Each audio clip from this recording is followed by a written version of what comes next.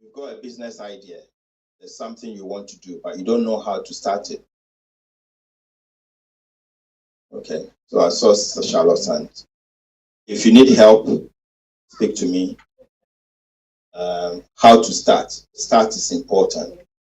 The start. Sometimes you just need to start. Get something going. That's all you need to do.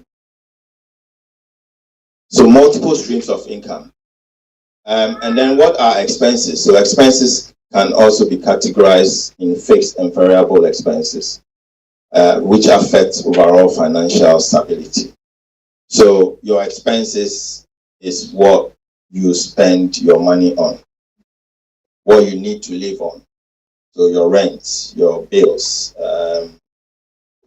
what you spend on your groceries, your utility bills, everything, your fuel, your car, maintenance, and all that. That all falls under expenses. And we have fixed and variable expenses. So the fixed expenses are the type of expenses that you cannot do without, whether you like it or not. So long as you are breathing, you will need the expense. You need to, and we have fixed. You need shelter. So your home bills need to be managed. You need to pay them, whether you like it or not. And then we have the variable expenses. So things that perhaps not essential, but you could do without or you could manage. So those are things like your holidays, your eating out, your luxuries, your fun, someone calls it the high life account. That's right. That's right. So your high life account, those are your luxuries. Yeah. We all need a high life account. Sure. And even within the fixed expenses, there are some variable elements. Even though they are fixed, definitely you need to spend money on it. But within the fixed as well, you could have some flexibility. Sometimes you can cut things down. You need a house to live in, but you don't need 4 bedrooms. Maybe you can downsize to 3 or to 2. So there are things that you can do. So all those things need to be managed. And then savings and investments are essential for building wealth and preparing for future needs. Savings and investment, very, very important. So if you want a better life in the future, you need to think about savings and investments. Savings is consumption or postponed for tomorrow. So instead of spending all the money today, you're thinking about tomorrow, and so you save. You postpone your consumption. And then also debt management. So effective debt management is crucial for maintaining financial health and timely repayments. So these are the main components that affect almost every home. Every home has these aspects, and it's important to understand what this is made up of whilst you make your financial plan or financial goals. So we'll look at budgeting and expense tracking. Why do we need to budget? Why do we need to budget? I want this to be interactive. Can anyone, why do we need a budget? Even the country, has a budget. Any ideas? Why do we need a budget? In a layman's language, I think it's just to monitor your expenditure and your income. Yeah, that's true. That's true. Any more? Coffee, you had your answer. To save money. To make a budget to save money. Yes, that's true as well. Yeah. That's true. That's true. To stay within your means. To stay within your means, exactly. But why do we need to stay within our means? If we have enough, if we have so much, we wouldn't need to budget. If the resources is unlimited, then you don't need to check what you're spending. There are people who have, spend money, credit cards. They don't even know what their bank balance is. They go to the shop and just give their card. You take whatever they want, you just take it back, and they're off. Some people worry about their budget for them. They pay somebody to manage their budget. You don't need to worry about it. But because there is not enough, so we need to budget. Okay. So to create a budget, you have to start by first calculating your expected income from all sources to understand your financial capacity. So remember, we talked about income and having different sources of income. You need to understand what income you have now and what capacity. So your capacity for spending. So that, as the man of God said, you live within your means. You can't spend more than what you are earning. In simple terms, if you spend more than what you're earning, it means you are getting into debt. So if you are in debt, it means that's what it means. You're spending more than what is coming in. And then, so we need to identify and list all fixed and variable expenses to get a comprehensive view of your spending. So you need to know how much you are spending. Almost everyone has a mental note of this, but it is always important that you write this down. These days, we have some bank accounts or some apps that can help analyze your household income. Those who are technically savvy, if you look at even your bank statement, it tells you, some of them can tell you where you're spending your money and can give you some level of analysis for you to understand what you're spending. Unless you look at it on a paper, you miss it. You do not know. It's for a reason that the Bible even says, write the vision down and make it plain. So you need to write down list all your expenses. Sometimes there might be some expenses even going through your bank account that you are not aware of. And unless you take a look at this, and sometimes the amount that you are spending on it, you might not even need it, but you're paying for it. And all these things need to be reviewed. So you need to write down all your expenses and then make a plan as to, that's what a budget is about. What do you need? What is necessary for you? What can you cut out? What can you save from some of these expenses? And then also allocate funds for savings. So set aside a portion of your income for savings to ensure future stability and growth. Like we said, that financial plan or goal, it needs to be funded. It will not fund itself. Therefore, you need to save for that. You need to save for the future. So we'll talk more about savings for the future. And then your plan, you need to be able to review and adjust your budget to reflect changing income or expenses for effective financial management. So in your budget, you have your income, you have your expenses. Your expenses, you break it down between fixed and variable expenses. The fixed ones are the ones that you definitely need to incur, you cannot do without. And then your variable ones are the ones that perhaps, if you don't need it, then you could cut down on it to make some savings. You need to have flexibility, so you need to continuously review this. Your circumstances might be changing. You could be earning more income now, so maybe you can adjust things. You can put more into savings. Maybe you can put more into some investments. But it means that it only takes you to have a look, take time to review it and update.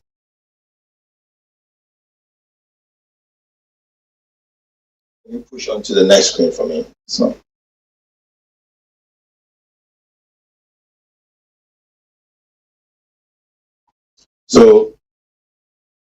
as we said, this is how you track. So you record daily spendings, crucial for identifying financial patterns and areas that need improvement in budgeting. So unless you are recording, or taking note of where you're spending, you don't know what your financial profile looks like. And then they are also using budgeting apps and spreadsheets and streamline the expense tracking process. So if you are savvy when it comes to spreadsheets,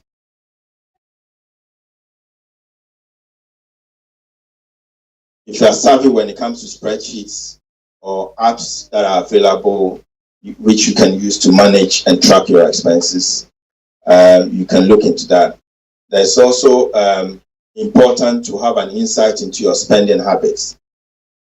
When you look at someone's bank statements, it tells a story of their life. If you see more payments to PAP, you know where their priorities lie. If you see that they are paying tithes and offerings, giving to charity, it tells a story. If they are eating so much in restaurants, you know they are not cooking at home. So all those your financial statements give you an insight into your spending habits. And it's some of these habits, you want to keep the good habits, but the bad habits you cut out. So this is what this is all about. Reviewing your financial position, your financial habits, and giving you this. Basically what it does is that gives you the tools, it gives you the information for you to be able to take the decisions that you need to take to manage your finances. You push me on to the next screen.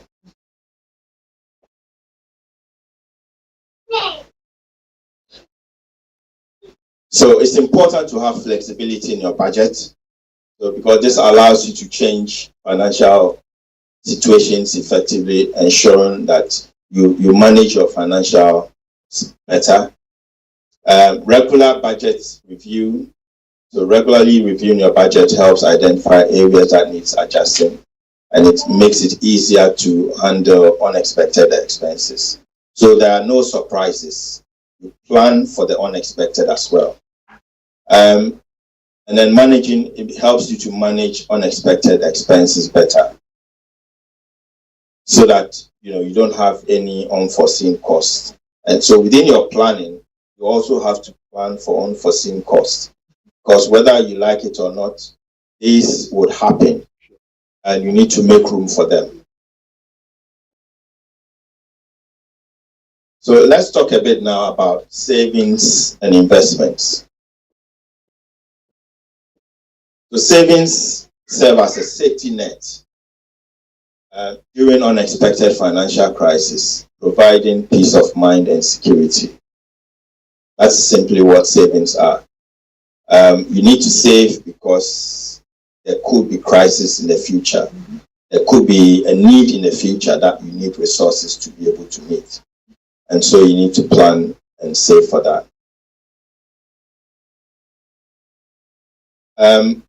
Regular savings contribute to reaching both short and long-term financial objectives, enhancing financial well-being, and also building a savings habit.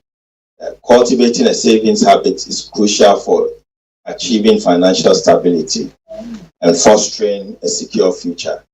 So savings is not about today, it's always about tomorrow.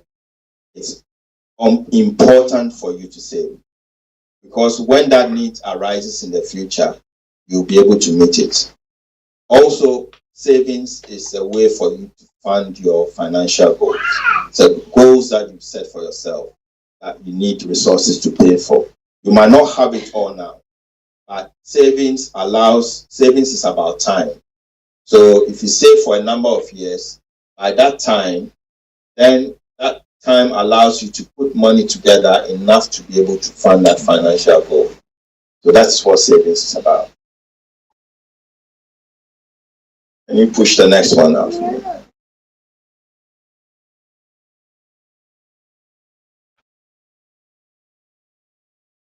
So there are several types of savings accounts. Can you make it slightly bigger?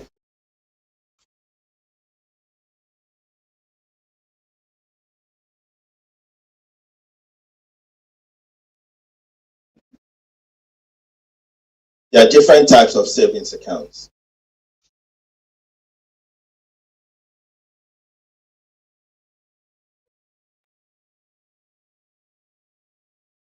Okay, that's fine. It's small. So we have your regular savings accounts.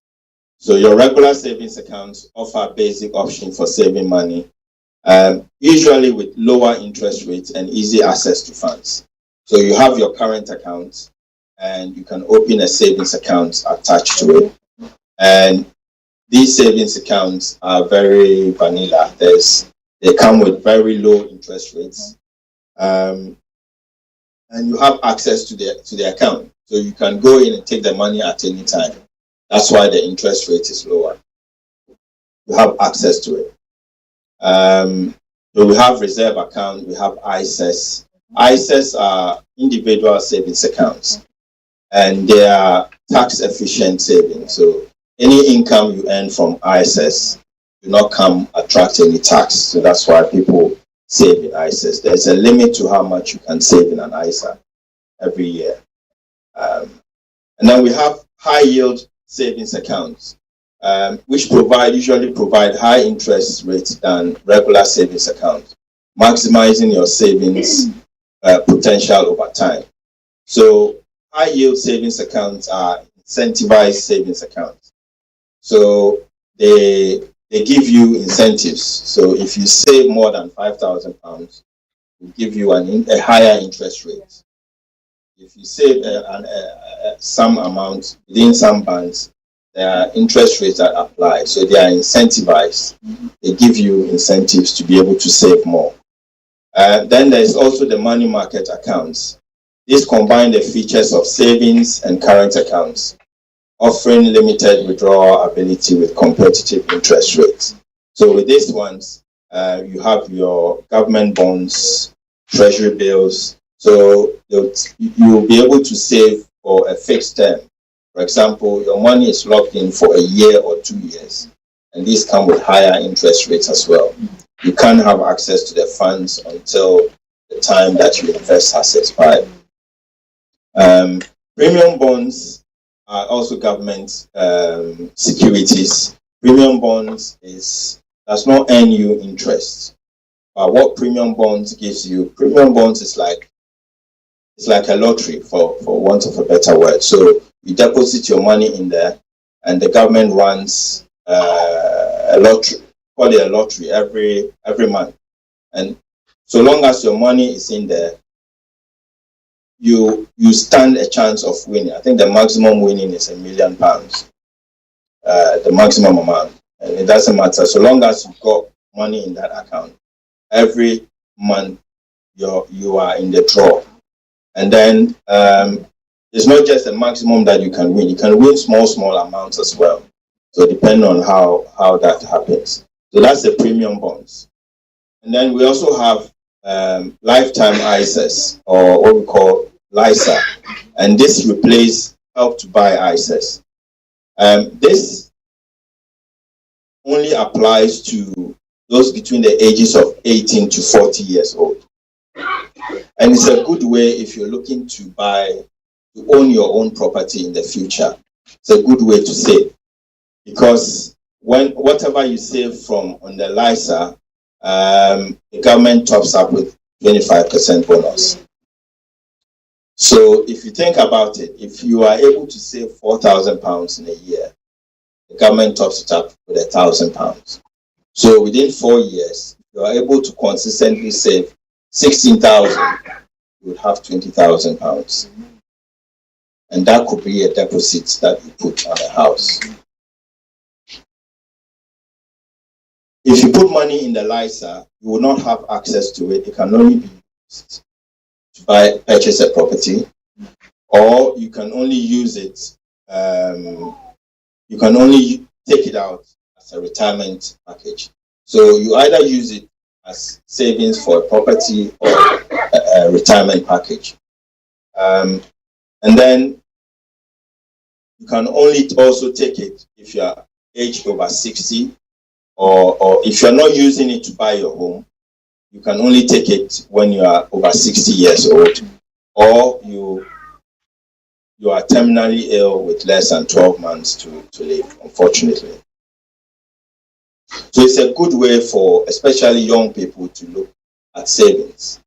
And those financial goals that you set, if owning your own property is one of them, then a LISA would be something that would be highly recommended. And one thing with a LISA is that you can pay in from between 18 to 40 years old. But once you reach the age of 50, you cannot pay in any longer. So it's important for you to take advantage of it now. So that's the LISA. That's the various types of savings accounts. Can you move on to the next screen, please?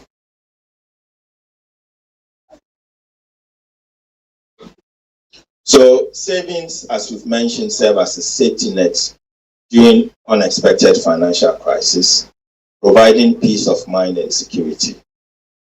Regular savings contribute to reaching both short-term and long-term objectives. And as we've mentioned, cultivating healthy habits.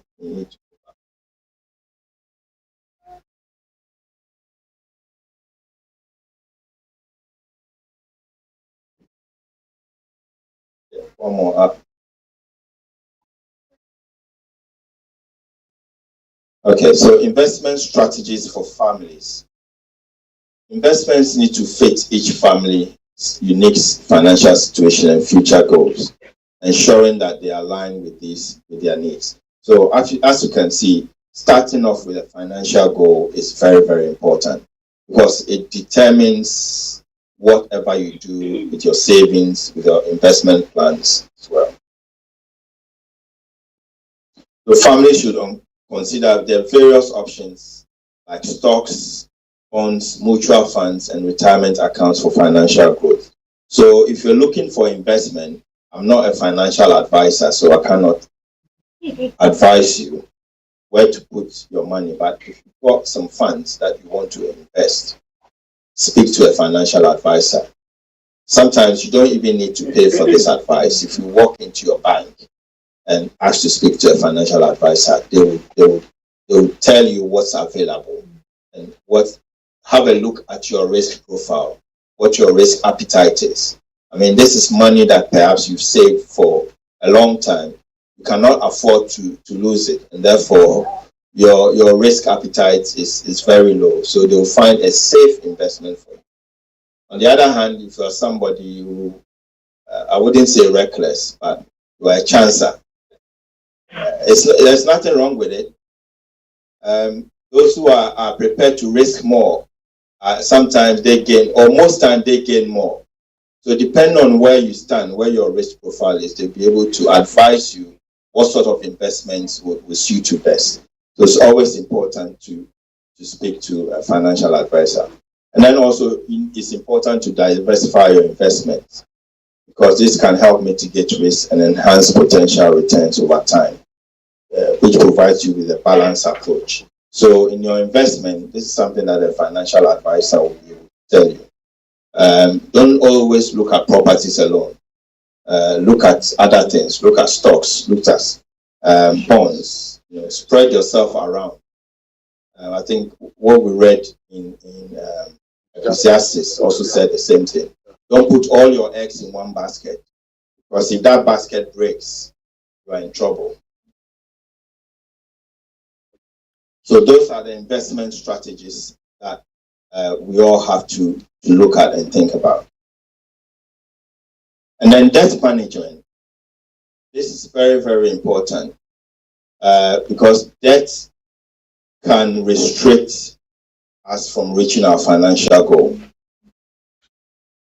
So what are some of the debts that we find in a home? So mortgage debt is a common type of household debt used to finance the purchase of a home and typically involves long-term repayment plans. So your debt is based on a long-term repayment plan.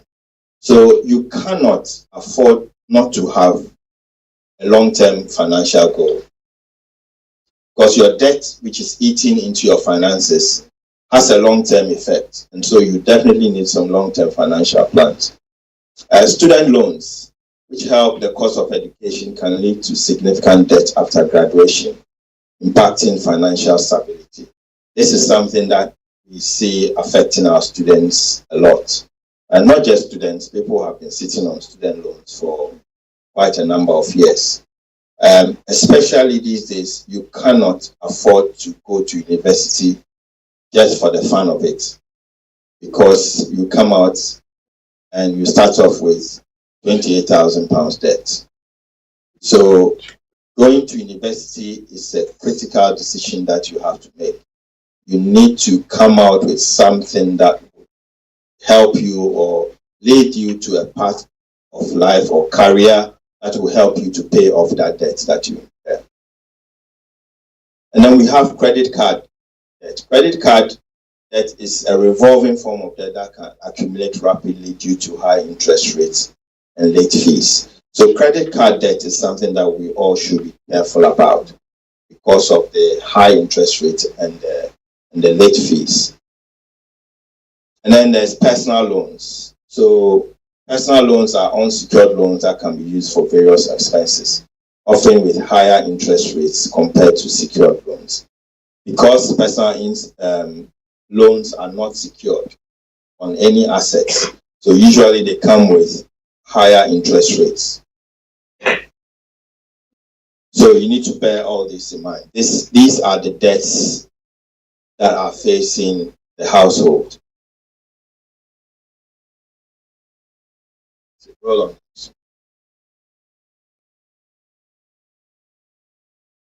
So let's have a look at some strategies that we can look at to paying off debt. But debt has to be paid.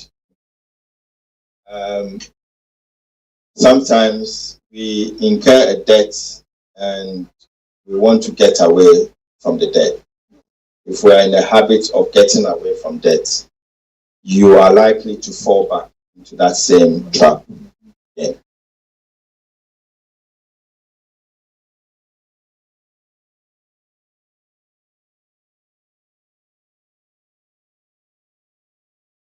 I think it's better, Darren. Okay, so we have what we call the snowball effect. The snowball method. The snowball method focuses on paying off the smallest debt first, building momentum as each balance is eliminated. So you want to be debt free, because once you are free of debt, then you can put more of your resources towards savings and investments. Nobody pays you to pay off your debts. But if you have savings and investment, you increase in your wealth because you'll be paid for those investments. So the balance here is that you want to be reducing your debt quickly and you want to be increasing your savings. And then there's also what we call the debt avalanche. So the debt avalanche method is prioritizing paying off debts with the highest interest rates first and saving money on interest in the long run. So the debts which have higher interest rates. So you need to know what the profile of your debt looks like. Which ones are you paying more interest on? And you want to target those ones, paying them off first. Because the longer you hold on to those ones, the more it's costing you to service the debt. Sometimes all you're paying off each month is just the interest, and the capital is not being touched, and it can drain you off for years. There's also loan consolidation. So you can consolidate your loans, combine them into multiple debts into a simple payment, often with a lower interest rate and simplifying the repayment. So where you have different debts around, getting one loan to pay off all those debts at a cheaper interest rate will serve you better. But once you do that, you have to be disciplined. You cannot go back into that debt again, because otherwise then you get caught in a cycle and you never free yourself of debt. Then there's also balance transfer on credit cards. Anyone use balance transfers? Balance transfers. So balance transfers is where if you have a credit card Daisy, do you have something to tell us about it? God, you do that. Okay. So Nobody wants to say that. I think she turned around to look at the husband's face. So balance transfers, if you have debt on a credit card, you could get, there are various offers that the banks offer. You could have a credit card with zero interest rate on it. You pay a small fee, maybe 1% for the transfer, but there's no interest. They don't charge you interest for maybe 3 months or 6 months or 1 year.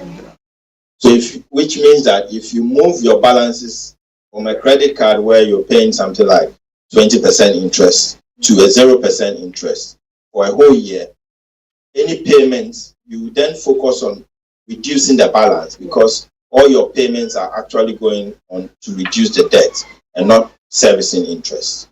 So it's a good way to manage your debt. You can move debt around as many times as you want. So just be opportunistic. Look for those zero credit card balances. Understand Tesco credit card is doing a good one. It's worth looking into. That you can have for quite a long time on zero interest. And then, yes, also, lastly, have conversations about your debt. Don't bury your head in the sand. Debt is something that needs to be spoken about. If you need help, speak to your debtors or speak to your creditors. Come to some form of arrangement. Talk to them. If you talk to them, they will listen. And make some commitment that is affordable, that you can manage. Debt is known to be the biggest factor when it comes to mental health. So people, drive themselves down the drain when it comes to mental health because of debt. They bury their head in the sand and they cannot deal with it anymore. That's the worst thing that you can do. Speak to someone. There are debt charities around who can even help you navigate those waters. So those are the strategies for paying off your debt and debt management.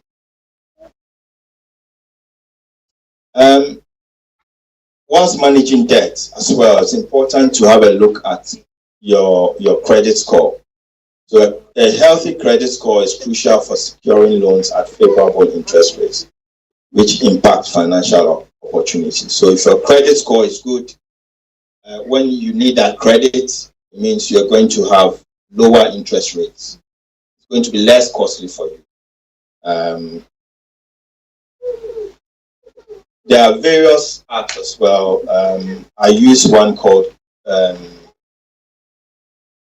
there's Experian, there's Clear Score. Most of these are free, and you can see what your credit score is doing, how it's changing. They can suggest to you things you need to do to be able to reduce, increase your credit score and reduce your debt, what to watch out for and things like that. So take advantage of all of those. Timely bill payments. It's important that paying bills on time is essential for maintaining a good credit score and avoiding penalties. Every time you miss a bill payment, it takes a notch on your credit. Also managing credit card balances, as we've spoken about. Reducing credit card balances is key to improving your credit utilization ratio and overall credit score. Credit utilization is simply how much credit is available to you, how much are you using. So for example, you could have credit available to you of £10,000. If you're using only £2,000, your credit score is high because you have credit that you can use, but you're managing it, you're not using. Your credit card is £10,000 and you're using £8,000 or £9,000 of it. It means you have a 90% utilization. The bandwidth, nobody will give you credit anymore for you to go over. It means you are at risk. If you get credit, you're going to get credit at a higher interest rate. So that's what credit utilization ratio is about. And then limit new accounts. So opening many accounts at once It's not good for your credit. Doing multiple credit checks, worsens your credit score as well. It leaves footprints on your credit file, which is not good for your credit score. Next one.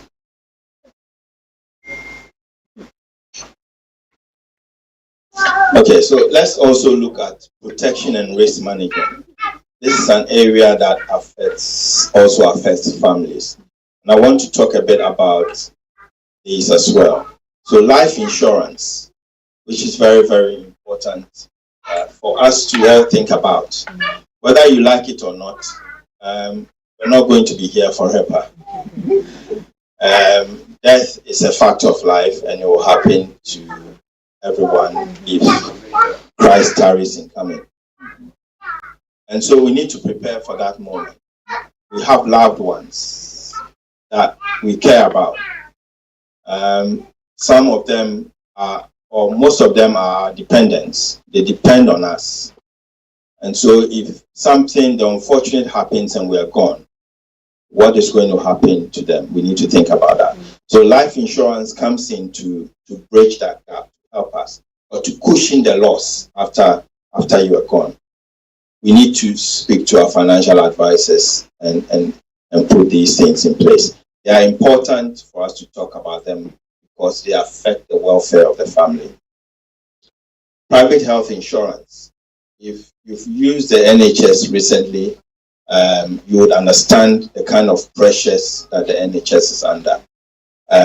If you can set some money aside for private health for your family, you would see the benefits if unfortunately you fall ill and you have to use the NHS. You will see how difficult it is these days to get help. So private health insurance will help you to get that support that you need. There's also things like income protection. So if something happens to income source, they can step in to cushion you as well. And there's things like critical illness and long-term disability insurance. Also things like funeral care plans. Sometimes when we are not here anymore, we leave huge financial bills for our loved ones to take care of. And if you're in a position to take funeral care plans, please do so and prepare for the future.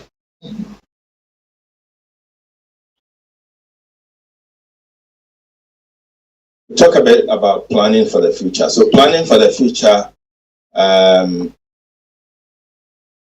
is about emergency fund planning. So an emergency fund is essential for financial stability, helping to cover unexpected expenses and providing peace of mind. So when you know that you have a backup, you have some emergency funds, you know that when that problem hits, you will have something to support you. And it relieves you, it gives you peace of mind, it relieves you of any stress or anxiety. It is advisable to save. We talk about savings target, about 3 to 6 months worth of living expenses in a separate account for emergencies. Can you survive if you lose your source of income for the next 3 months? We should be targeting at least a minimum 3 months to be able to survive if you don't have to work or you're not earning any income. 6 months is comfortable. So those financial goals, this should all be plugged in. Emergency fund should always be kept in a separate account to help avoid the temptation of spending it on non-emergencies. So I don't need to emphasize on that. If your emergency fund is readily available to you, the likelihood that you resort to it is great, and you using it. Sometimes we have some accounts that you can't, even if you need it, you have to call the bank and request for it, and they'll tell you it will take 5 days to get to you. That in itself is a way to check you from spending an emergency fund. All those things are debt or savings management strategies. And then we can also talk about retirement savings and planning. So we all seek or yearn for long life. But who is going to pay for that long life? You and I need to pay for it. So in your old age, when you are less active, earning less income, you need to plan for old age, basically. So planning for retirement is crucial for achieving financial security in your latter years and ensuring a comfortable lifestyle. There are some retirement savings options, and these retirement savings options are available, including employer-sponsored plans and personal savings to suit different needs. Currently we have auto-enrollment or workplace pension. So the government made it compulsory for employers to offer auto-enrollment pension for their staff. If you have opted out of it, I would advise you, it's important that you save for your future. And therefore, yes, I know the budget is tight. The needs are many. But that's why we're doing this exercise, so that you can cut out some waste and focus on some of these important parts. You need to save for the future. The workplace pension is important, because whatever you save, I believe you can save a minimum of up to, at the moment, it's 5% of your income. And the employer is obliged to also contribute 3%, a minimum of 3%. So minimum of 8% every month is going into a private pension pot that is reserved for you for your future. And then there's also state pension. State pension depends on your national insurance contributions. To qualify for state pension, you have to contribute into the pot for a minimum at least 10 years. Between 10 and 35 years. 35 years is the maximum to qualify for the maximum state pension. The maximum state pension at the moment is £221. I think it's going up to £230 a week.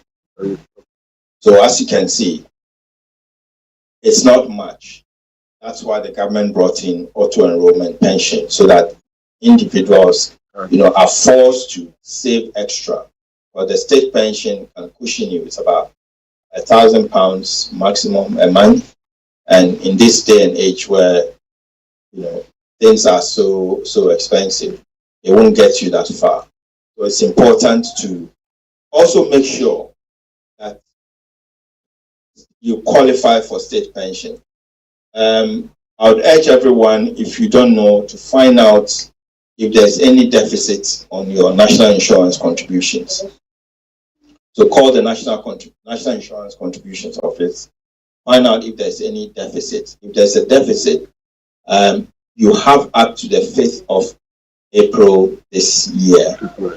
You can plug in. The state pension rules changed in 2016. And before the rules changed, you could only go back 6 years to plug up any missing gaps in your national insurance contributions. But they introduced a transition period during the change, and that transition period ends on the 5th of April 2025. So you only have a few days left to do that.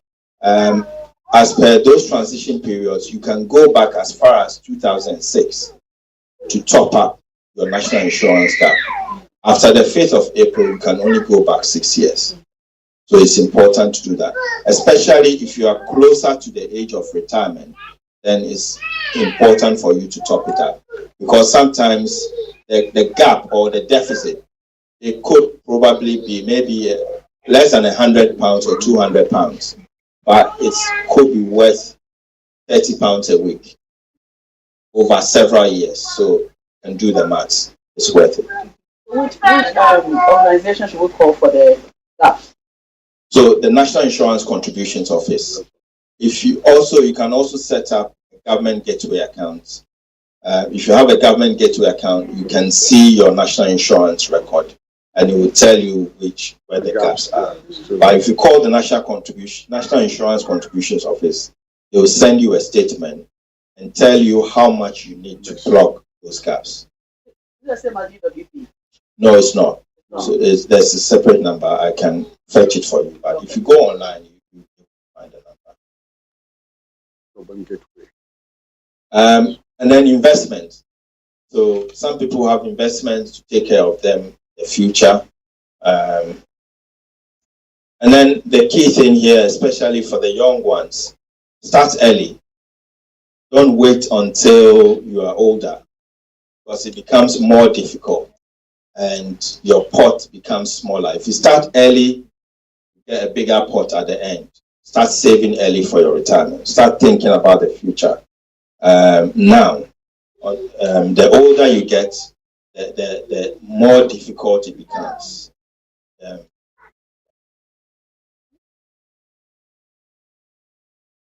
Okay, next screen.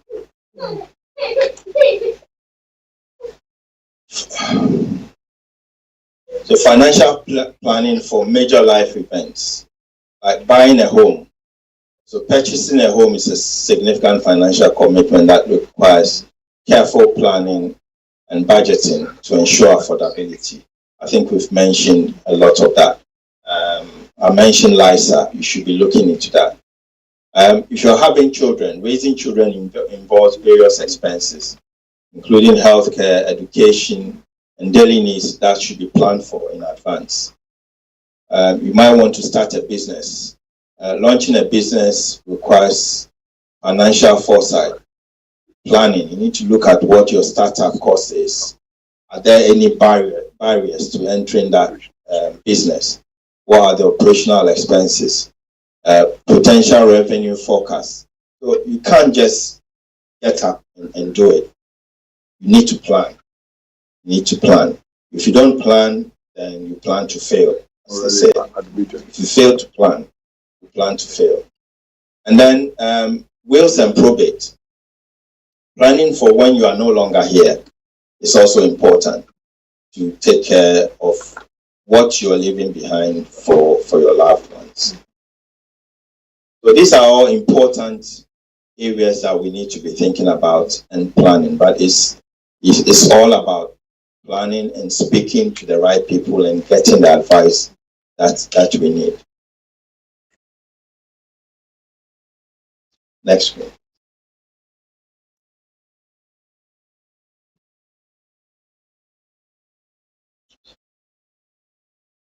Right. So this is our conclusion. Just to summarize what we've discussed so far.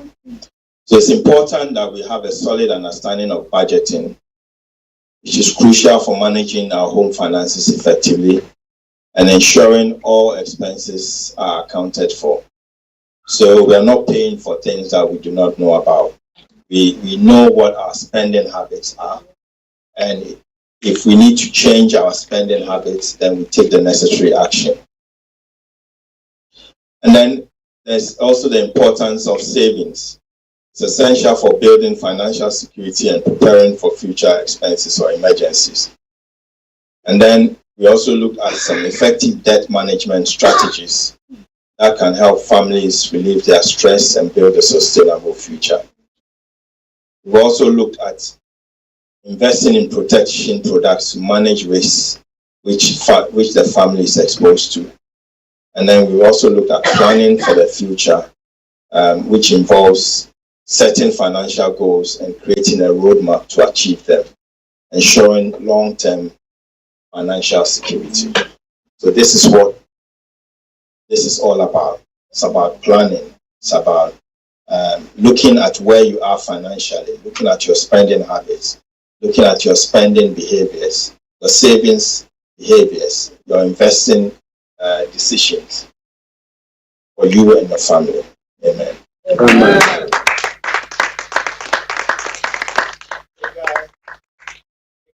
Chapter 1, the verse 6. Can someone read that for us, please? Haggai chapter 1, the verse 6.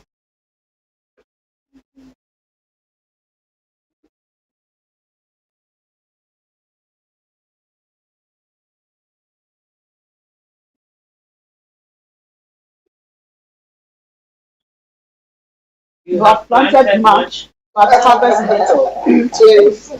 You eat, but are not satisfied. You drink, but are so thirsty. You put on clothes, but cannot keep warm. Your wages disappears as though you were putting them in pockets filled with gold. Amen. Amen. Amen. Amen. So I pray that this is not your portion, that your wages will not be put in a bag of holes. Sometimes it can feel a bit like that. The end of the month, pay packet comes, and it's like there's a sinkhole that takes it all. But we can change it, we can reverse it. And today I believe that we've got enough knowledge for us to make a start.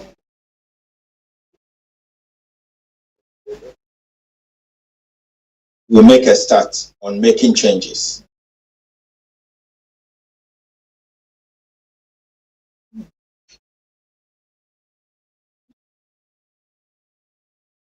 So after service, I can put the slides on the church platform as well, so people can go and have a look.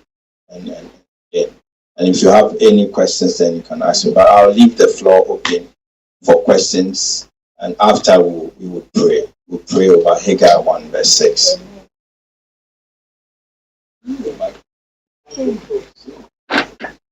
This one is not demons and witches. It's your own expenses. So any questions?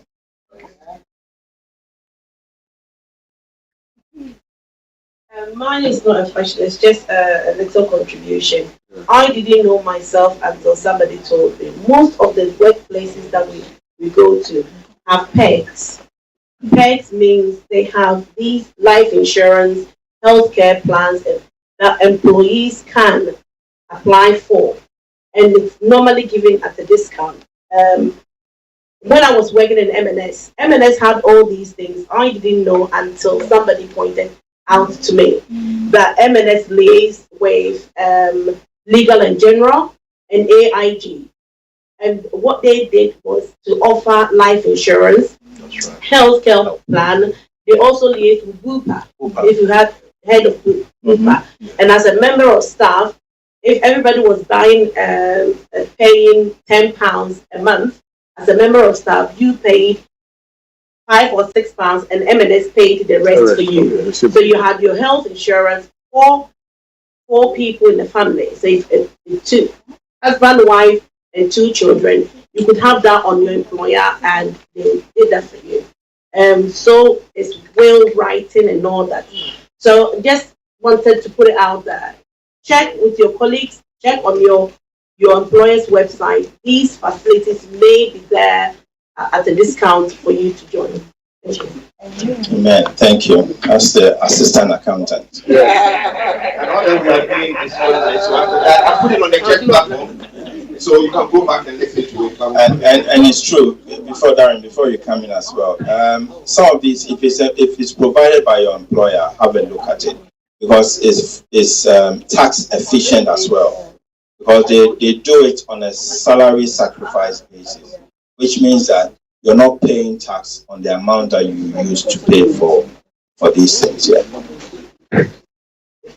So I was speaking to someone at work recently who's going through some financial trouble. So I advised, maybe look for some part-time, some additional work. And he said, to be honest, the tax implications or the amount that he'll get taxed if he gets a second job, it's not worth it. I didn't really say much because I didn't really know what that meant. But could you give some insight into that? Yes, so as we know, the more you work, the more you earn, the more tax you pay. But as you said, he's in a bit of a hole. And if you need to dig yourself out of a hole, yes, tax will be taken off, but some will be left for you to because it's about digging up yourself from You need additional income. You can't shy away from the additional income because of tax. The UK tax burden is very high at the moment. There's no doubt about that. We cannot run away from it. We're in a country where we enjoy the good roads, the security, the police, the light is on all the time. All the services are here. NHS, we are complaining that it's not good. It takes these things to pay. So I would say tax should not hinder you from reaching your financial goal. So you mentioned you will be put on emergency tax. Does that automatically take the tax bracket? No, it doesn't. So emergency tax means that because it's a second job, you'll be taxed automatically at 20% without taking into account your personal allowance. That's all it is. If at the end of the tax year, you are on emergency tax and too much tax has been deducted, you'll get it back. We'll give it back to you. Yes. Gloria, then we come. Oh, okay. So for instance, if I'm paying 40% for my first job, my second job will also attract 40%. If you're paying 40% for your first job, Yeah. yes. My second job will also attract 40%. Yeah, if you're paying 40%, so the tax is in brackets. So the first £50,270, you pay tax at 20% on it. That includes your personal allowance. Yeah. So anything you earn after 50,000 is where you start paying tax at 40%. I understand. What I'm saying is that if, for instance, I'm paying my original, my first job, for 40% tax. Yeah. So not all of it. Not all of it is 40%. Some is at 20. And then above £50,270, you start paying tax at 40%. Maybe it's within certain brackets. So there are thresholds. So that second job, it means that it means you're already in a 40% tax bracket. So that second job would also be 40% because it's on top of My question is, you just mentioned the personal tax, allowance. Yes. So how does the government work that one out? Because it's very interesting. Every year they either increase it. How does that work? I'm trying to understand. Thank you. It's a bit political because the tax allowance is part of the welfare package. It's the limit at which you start to pay tax. So anybody who earns below that limit, don't pay any tax. So at the moment it's 12,570. And it's been frozen for quite a number of years. I think the next 5 years it will stay at that. As to how they work out 12,570, I think there's some mathematics behind it, but simply, we don't know yet. My question is, if you have an ISA, not the new ones that they've introduced, a normal ISA, and you want to take your money out, there's no time limit on it or anything. No. But if you decide to take the money out, will you be taxed on that? Not on the ISA. You get all your money back. Plus the interest. Correct, yes. Okay. Yes, Daisy. The young ones, I need some questions from you as well. There must be things. Yes. That's a question. You said premium bonds. Yeah. So are we allowed to do it as Christians? Because there's this lady in my work where I used to work, and honestly, every other month she'd be sitting about, oh, my bonds have come. Like she was winning, I'll say 8 out of 12 months in the year, and I think we don't know how we always talk about it. I've never looked into it, but as Chris, you said it's like lottery, so are we allowed to do it? So lottery in the first place. It's a gray area. Yeah. Yeah. So, is it a lottery? I'll call it an investment. It's the nature of the investment that makes it look like a lottery. Yeah. How do you do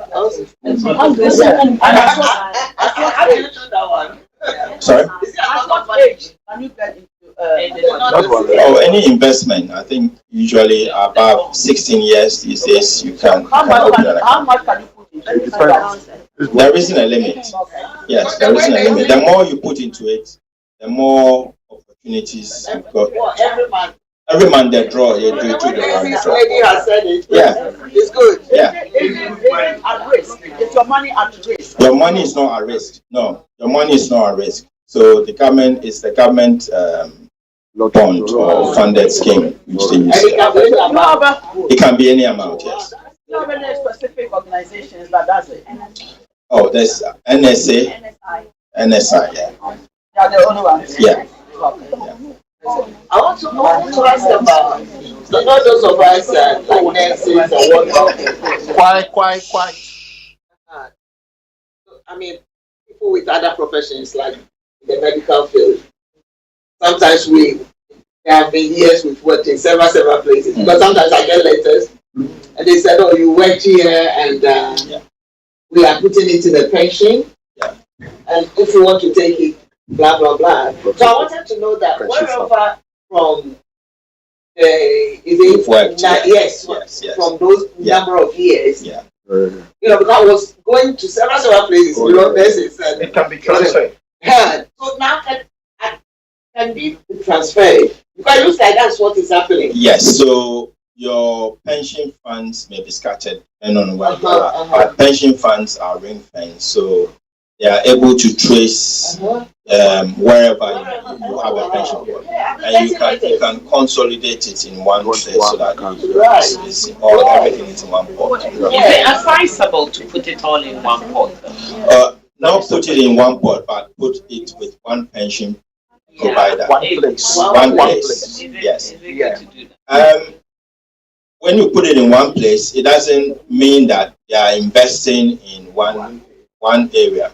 So the risk is still diversified, just so that you don't have 20 letters coming to you.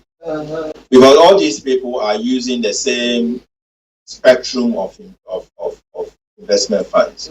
So if you put it in one place, they will put it in different pots. They will diversify the portfolio for you. You don't lose. You don't have more risk because you put it in one place.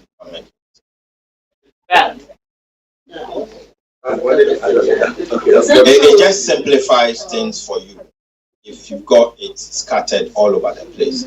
If it works for you, you can put it in a few, maybe not just one, but 2 or 3. But my understanding is that within each portfolio, if you instruct how it should be diversified, they will do it for you. It's all the different places you've worked. Yes. Now, which is great, isn't it? Okay. Now what about the will?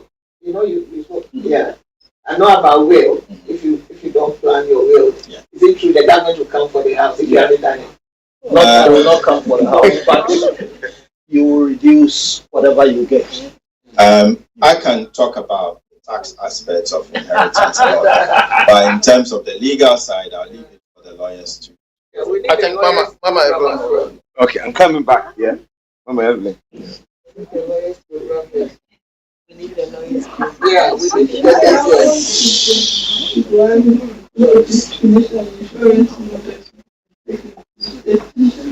Mama Evelyn. I didn't quite hear that. Sorry. Yes. He said, how long will one have to contribute into a state pension to get a full amount as a pension? 35 years. 35 years to get the full pension amount. The minimum is 10 years.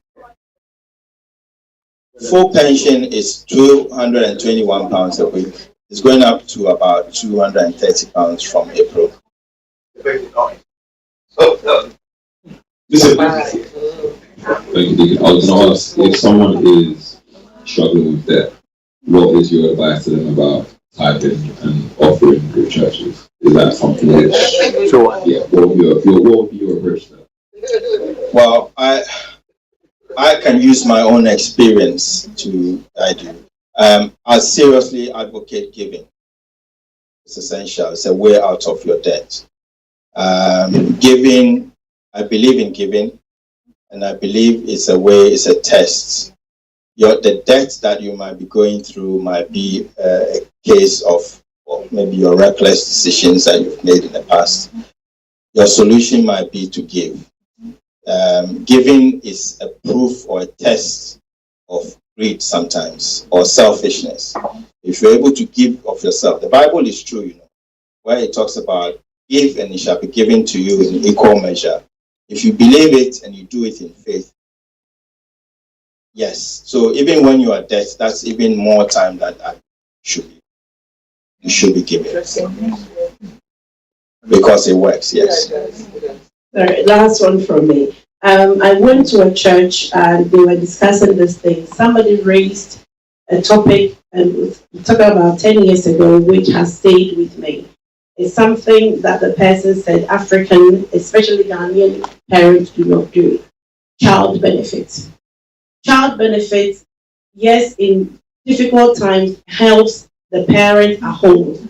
But in most cases, child benefits are supposed to be saved for the children. That's right. I would say, when what the person said was, with the premium bond, you can start investing as little as £1. It's the same as ISA.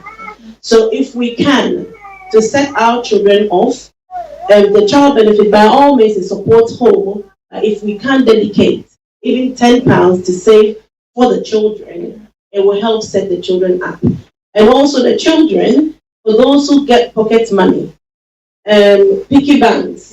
I'm talking to my ear. It's not all about off license, sweetie, crisps, Pringles, and all that. £1. I didn't mention it. £1. £1 ISA, £1 premium bond. It can help. If you're not financially savvy at 8 years, psychologically speaking, it will be very difficult to pick it up, and you're more than 8 years. So it's about habits, yeah? Habits. Create or cultivate a habit of saving. It would help you as you grow. I was just wondering if you could quickly just recap the national contributions.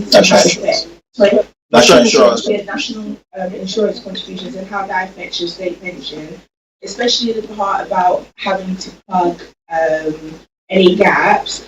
And if you're penalised, for example, like what if you're genuinely not working or you're on maternity or other events like that, do you get penalised for those periods of time? Yeah, that's a very good question. So to qualify for national state pension, as I mentioned, you need to make contributions minimum 10 years, maximum up to 35 years to get full entitlement to state pension. If you're on maternity and earning maternity pay, you get entitlement to state pension as well. So you get a credit for state pension. If you are on a low income and you earn up to, I think it's about £6,350, automatically you qualify for that year. You've made the minimum requirement. If you have pension credit, if you take care of anyone, you haven't been working, and you take care of anyone who is ill or incapacitated, you are entitled to pension credit for those years as well. So those are the years that you need to. So what I mentioned was that normally the rules are that you can, if you have any pension gaps, you can go back the last 6 years and plug the gaps. If you miss the 6 years, it's gone. You can't do anything about it. But as the new pension rules came into effect in 2016, there were transition periods which allow people to go back to 2006 to plug any gaps. So that transition period ends on this 5th of April coming. I think it's about 3 weeks or so away.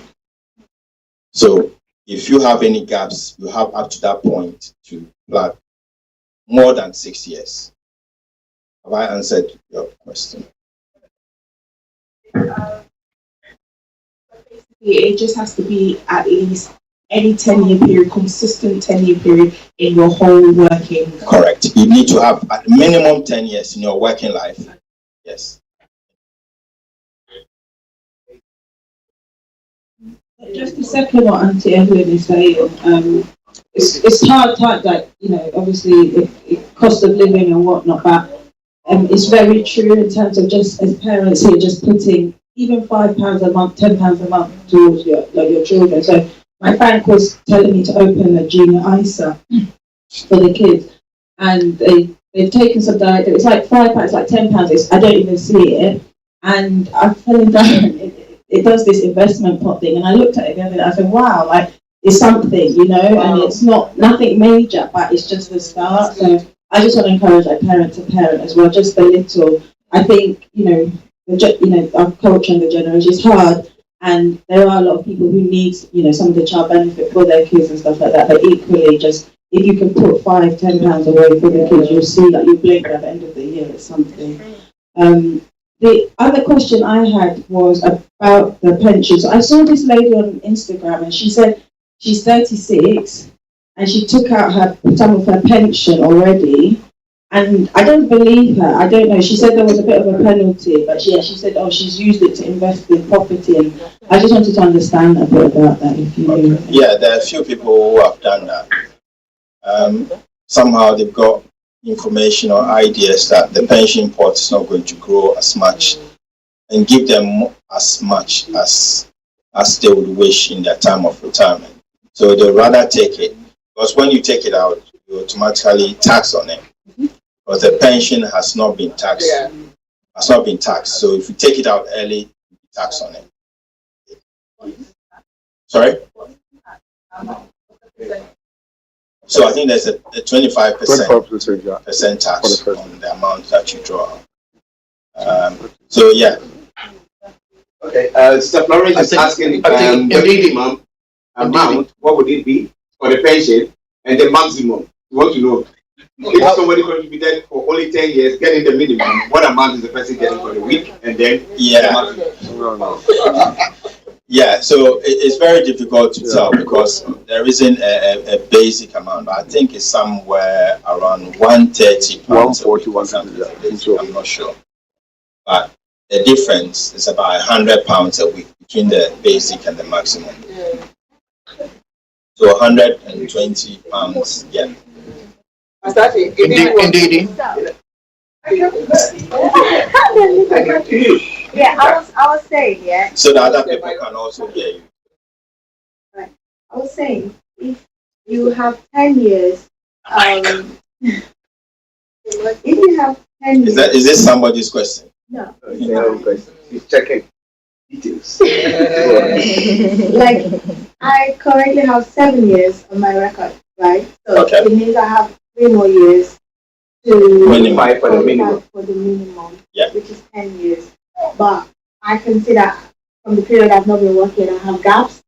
So if I don't make up those gaps, do I still qualify for the 10 years, or do I have to make up those gaps to qualify for the 10 years? Yeah, so if you make up those gaps, you'll fill up the qualifying years. Yeah, but if I don't make up those gaps and I work for the next 3 years to make up the 10 years, it still counts, isn't it? Correct, yes. Yes. It still counts, but you won't get the maximum.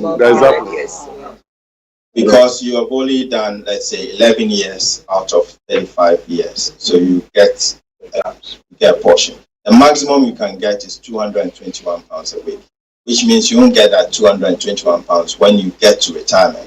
You might get something like £120, £130. Because of the gap. Because of the gaps. Oh, if you are not. Because of the gaps, you haven't got 35 years. Now, what were you checking? How did you get access so straight like that? The government, everybody can open a government gateway account. Okay. Yes, they would ask you for some ID documents to identify you, to make sure it's you who's doing the checks. And it's always, I think, where we are going now, there's a digital age that we're in. You need that. You need that. It might be the way you transact business with the government these days. So let's get ourselves into that. And last time you spoke, you mentioned about when you give to a charity, there's something you can claim back, I think. Can you touch on the benefits of giving to a charity and how you can, I think you said you can claim something back, if I'm not mistaken. So, did you do it the last time we spoke? Maybe I want to do it now. Okay. So if you are a higher rate taxpayer, if you pay tax in the 40% tax bracket. So the money that you give to the charity, you have paid tax of 40% on it. The government gives back 20% of it to you. So you can claim it, you can fill up a form to claim it back, or you can do a tax return and claim that money back. Get 20% of the money that you give to charity. But it only applies if you are a higher rate taxpayer. A friend of mine told me that he always claimed the tax back. And I don't know how she did it, but she told, I introduced somebody to it. So I was told that, my friend told me that, oh, it's kind of dodgy. If you remember, I told you. Yes. I told you that. Yeah, it's dodgy. Yeah. And it's a warning. I think that nurses and care workers have been targeted, especially. Nurses, from my experience, nurses, care workers, and social workers, they get people who say, oh, you can claim this tax back, and people don't question it. What they do is that there are people within HMRC circles who are able to, what they do is that they put expense claims, say you're making travel, put maybe £10,000 or £15,000. But if we know that if you move from your home to your permanent place of work, you cannot claim extra expenses. Now, they're putting this on your tax return, and HMRC automatically is paying these things. And then they take their money, they take their portion, they are gone. And then what happens is that because HMRC systems recognize that you've got £10,000 of expenditure that you're making, they are changing your tax code so that you already pay tax less on that amount.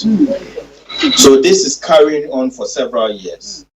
You're always paying less tax, and it only takes one time for HMRC to wake up, and somebody notices it. You could have a debt going back over several years. Yeah. But so that's what's happening. This my colleague, I used to work with her. She's been claiming it for years now. The time has not come yet. When the time comes, we don't want to hold HMRC. And because they have been successful, they haven't been checked. They'll be spreading the message that it's as if there's no free money. The tax that you get back, if you pay too much tax, then you get it back. But if you're not entitled to it because it hasn't been checked, it doesn't mean that it's correct. It only takes one time for them to. No. Okay. My question that'll be the last one. Similar. I was just going to ask a question like, if you are someone who does self-assessment, are you supposed to be claiming tax rebate? Like maybe every 5 years? Because as my sister is saying, some people claim every 5 years. You're supposed to do a tax rebate and claim some money back. Is it something that there's nothing like doing a tax return and automatically getting tax back. I think this idea comes from the USA, where they do a tax return and automatically they get tax back. It's a different system out there. They are taxed at source at a higher rate, and so at the end of the year you do a tax return and then you get. The UK system is slightly different. But if you believe that you are entitled to a tax rebate based on perhaps maybe you've got some emergency tax that is being taken from you, and therefore what normally happens is HMRC catches up on the accounts, but it takes longer. It's taking longer these days. every 3 to 4 years, they catch up. So they close the account. They check where each person has paid more tax or less tax. Then they come back to you. Sometimes, surprisingly, you get a check in the post to tell you you paid too much tax. That's what that happens. So they close off the account, and you will get the money back if you are entitled to. But listening to people and putting in false claims and things that you are not entitled to, the risk, when HMRC starts chasing you, they will make you bankrupt. But by that time, you spend the money already. And then they will harass you. They will harass you, yes. So. Okay.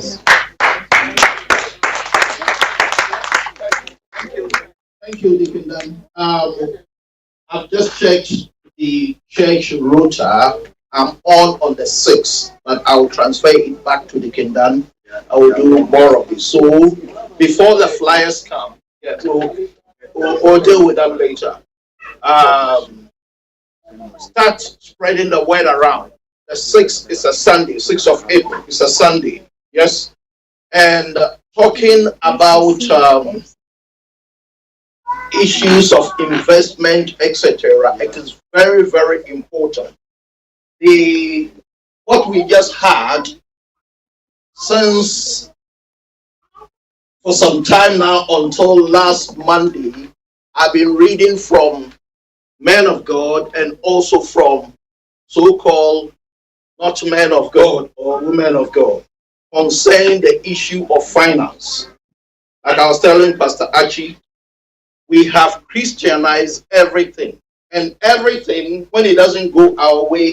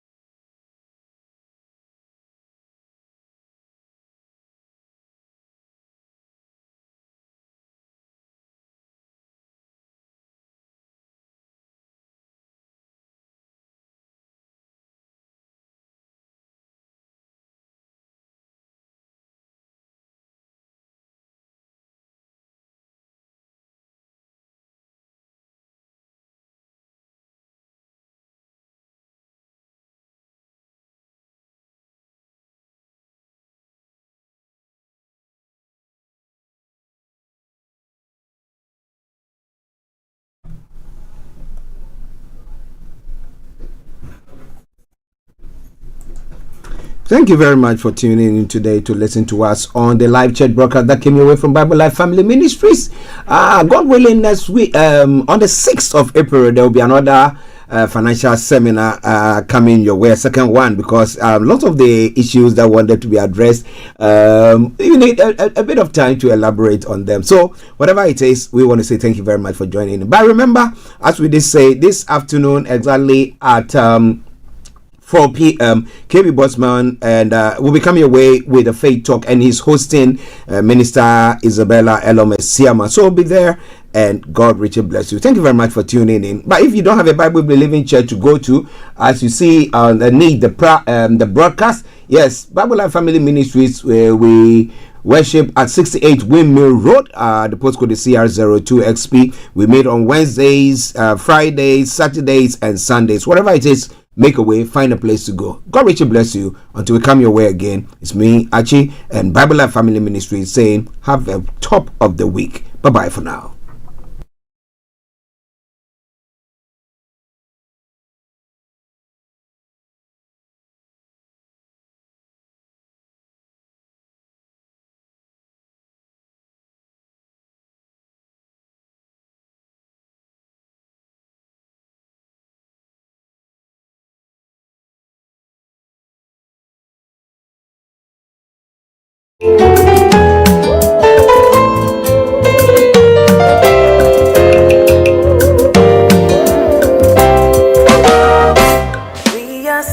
standing here in the miracle of today.